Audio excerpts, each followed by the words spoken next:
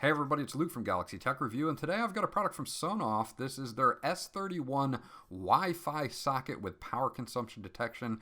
It supports iOS devices, Android devices, also works with Nest, Google Assistant, and Amazon Alexa as well.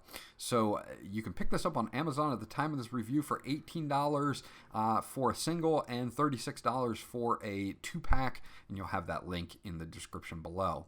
So let's dig right into this. Sit back, relax, and I'll be right back.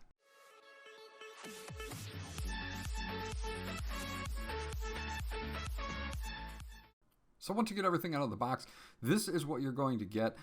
You're going to get the outlet itself, and there's a few design cues that I like that they did with this, is that when you plug this in, it's only going to take up one socket out of your dual wall socket, so it doesn't interfere with being able to plug something else into, say, the top or the bottom socket of your wall socket, which is great. Overall, you've got two LED lights up here. One is for Wi-Fi, the other one is for power. It is a single, obviously, socket here. On the side, you do have a power and pairing button. You can actually turn this off manually if you want to, and you can hold it down for 5 to 7 seconds so that you can set it up.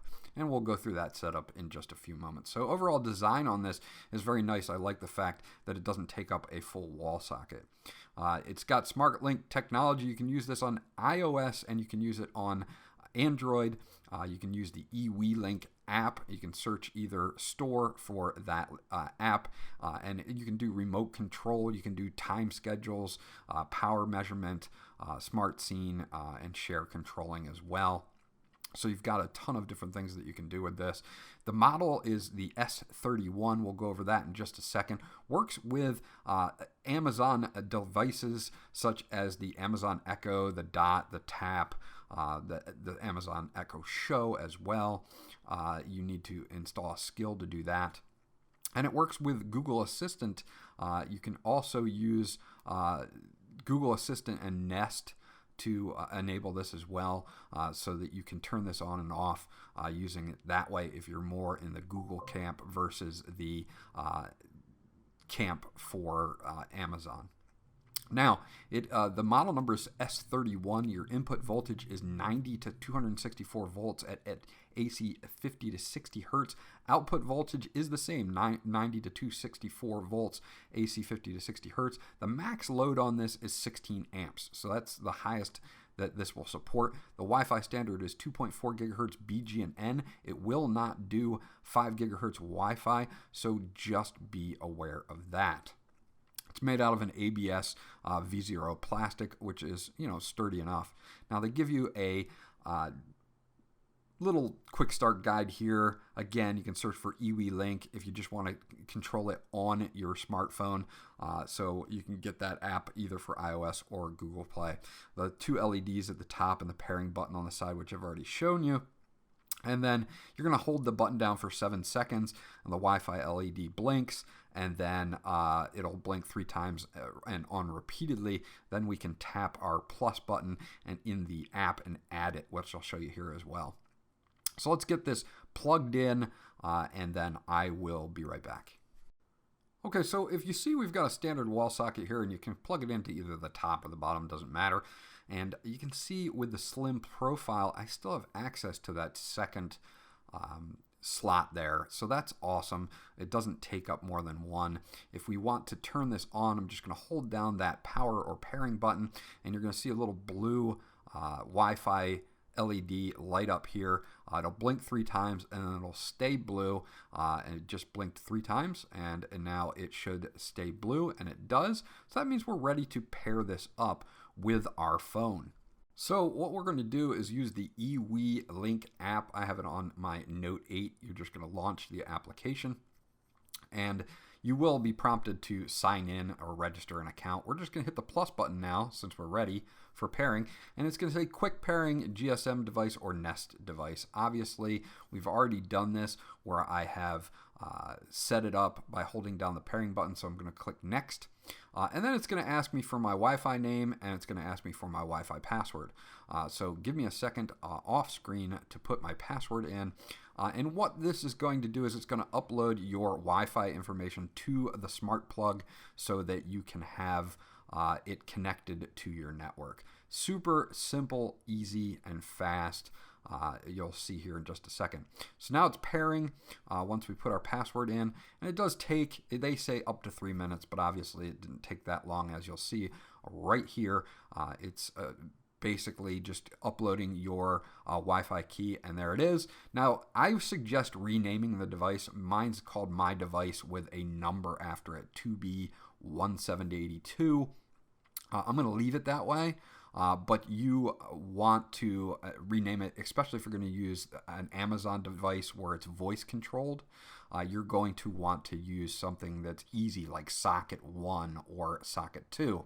Now, if I turn this on, the screen on my phone turns blue, and you can see that we have a power LED. If I turn it off, the screen turns black, and you can see that on the outlet, the light went out. So they did a pretty cool job here. You've got schedules, timers, you can turn it off at certain times, what energy it's using now, the current, and of course the voltage.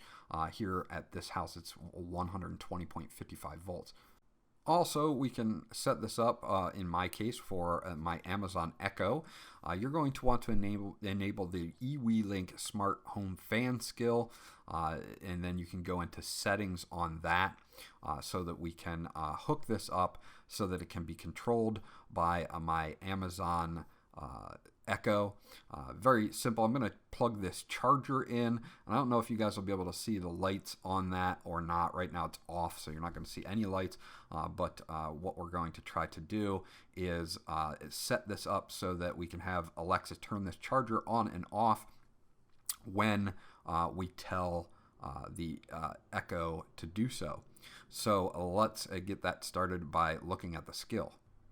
Okay, so let's take a look at the skill that you'll have to enable. This is the Ewelink Smart Home Fan skill. Make sure that that's enabled in your app for your Amazon Echo. So you want to make sure that that's enabled. And then we'll go into settings, and then we will go into manage smart home devices. So we can add this S31 to our Echo Show. So it now says it's discovering devices, and it may take up to 20 seconds. So we'll allow it to do its thing. It doesn't take much more than that, honestly, to find it on your network. As you'll see here in just a second, it does pop up, and you can see that it does pop up. It says it found my device 2B1782. So that is all set. It is there. I can tap on it to control it right from the Alexa app, and it's going to say that it's on because it is on. You can see the red light on the charger, and if I hit it, it goes out, so we can control it right from the app, just like we did with the Android app. So now if I want to turn it off, I just say, Alexa, turn off my device 2B1782. Okay. And as you can see, Alexa turned it off. So yeah, there you have it. That is my review of the Sonoff S31 Smart Wi-Fi outlet. You can check it out on Amazon. There's a lot of good things about this, especially if you have a device like an Echo Show, or if you want to set it up with Google Assistant. You can hook a fan up to this. You can hook lights up to it, whatever you want to plug into it, chargers and everything else. It works very, very well. I didn't have any real problems with the Alexa skill. I didn't have any problems with the built-in app, as you saw. And you can even monitor power consumption with it as well. So there you go. That's my review of the Sonoff S31 Wi-Fi socket. It's got some really great features to it. Remote control, timing schedules, power measurement, works with Android and iOS devices, works with Amazon devices and Google Assistant. This is pretty cool if you want to have something on a timer, if you want to monitor how much power consumption you're using. Overall, this is a pretty decent deal for $18 and 90 cents, I believe, for the single pack on Amazon at the time of this review. This was Luke from Galaxy Tech Review. If you have any questions or comments about this device, please leave them in the comment section below. I'll get back to you as soon as possible. Remember to like, and if you haven't subscribed yet, please do so, because that always helps me out. And I'll check you guys out on the next video.